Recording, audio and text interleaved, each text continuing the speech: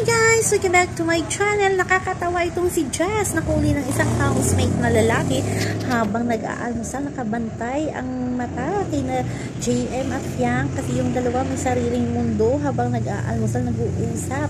As in parang walang nangyari. Nagkabati na talaga itong si JM at si Fiang. Nagbibiro na itong si Fiang kay GM at minsan sinasaway siya ni GM. Ito na nga backstory talaga. Nag-expect na talaga itong si Jazz na siyang pipiliin ni GM. Yun ang the ending, yung nagtutukso sa kanila, yun pala ang pinili ni GM. Si Fiang pala, kahit si Fiang hindi makapaniwala kasi sabi ni Fiang, akala niya si Ate Jazz niya ang pipiliin ni JM at makikita sa mukha ni Jazz na disappointed na yung pinili ni JM ay si Fiang.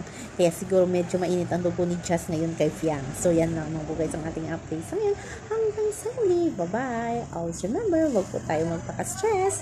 Please like, share, and subscribe my channel para ma-update kayo sa mga bago kong upload.